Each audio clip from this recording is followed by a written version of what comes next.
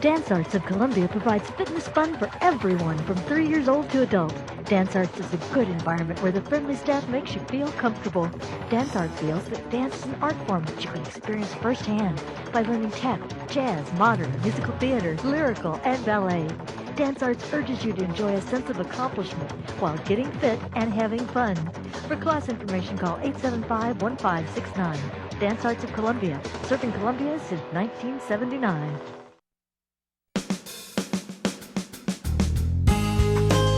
Good morning and welcome to Radio Friends. This is Monday. It's March the 24th. We've got two guests today, but one topic. We're going to talk about the Boone County Foster Parent Support Group. And I want to introduce you to Nathan Schuetze. Nathan's been with us before. Good to have you once again, Good to be back. Nathan. Thanks for having me. Last time you were here, we were talking about the Giving Tree. Giving Tree. Which went very well. Yes, it was wonderful. Christmas time. Then we have Karen Anderson. Welcome to Radio Friends, Thank you. Karen. Explain to people listening who may not be aware, what is the Boone County Foster Parent Support Group? The Boone County Foster Parent Support Group gets together once a month, and it's exactly what it says it is. It's a support group for the foster parents in Boone County, but pretty much anyone who wants to show up who is a licensed foster parent or is working in that capacity. Yeah. We get together for about an hour every month. We do some training, and then we spend another hour just sharing some of our difficulties, asking questions, doing that supporting thing one another. Yeah. Now, we were talking before we came on, you've got about 50 or 60 parents that are in the foster parent program. That's right. correct. And they have the ability to come to this support group whenever you have the meeting. Yep. What is the benefit of coming to the support group? The greatest benefit of it is just, I think there's a couple of different things that can happen. I'll let Karen speak on it once I'm done, but one of the things that I have found is that you normalize some of your experiences. You find out that certain things that happen are typical. Well, something that happens to you and your kids also happens to the other family. Exactly, Right. exactly. Or you get people who are like, oh, wow, that's never happened before. And they get some ideas and some support on how to handle those situations. Yeah. Can somebody listening, if they are not a foster parent, would they be welcome to come to this to get an idea of what it's like to be a foster parent in case they want to become one? They would be welcome to make calls and consider coming because we discuss confidential matters. Foster children's privacy is protected, and so we really can't let other people in the meetings, but we certainly are glad to talk to them individually about the possibility of foster parenting. Of becoming a foster parent? Yes. So, but what you do at the meeting, you're talking about confidential Yes. situations with the children. Yes, With the or children. they would be allowed to come to the training portion of it and then leave before we discuss the more confidential Right. things. So what goes on at the training portion? We cover all different subjects that are important to foster families, about attachment and about loss and grief. Let's talk about that a minute. You mentioned attachment. I would imagine that if you're a foster family and you've had a child for, 3 months, 4 months? Is that the average length, or is it longer than that? The average length is much longer than Is it? that, but you can become attached in a very short time. But one of our main concerns is the attachment of the children and their ability to attach to other people, because they come from situations where maybe they haven't had good, healthy attachments and good role models. And then the kids don't want to leave their foster parent. Is that Well- is that ever a problem? It can be a problem, but it's not usually, because a child's parent is their parent no matter how they've been treated. Their background is all they know, and so they gravitate towards what's familiar to them.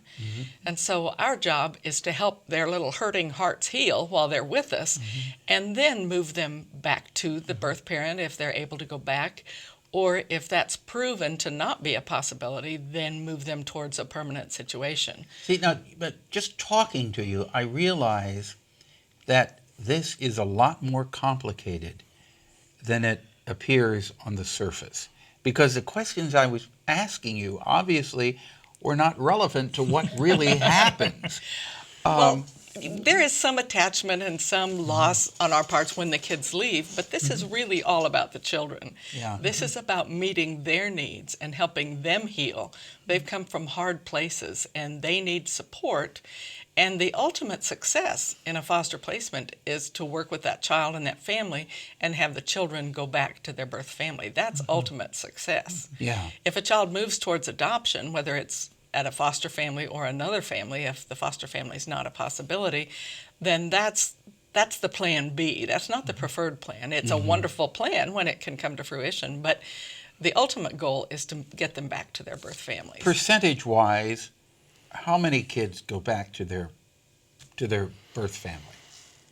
Just over 50%. And Believe then what it's happens 52%. to the other 50%?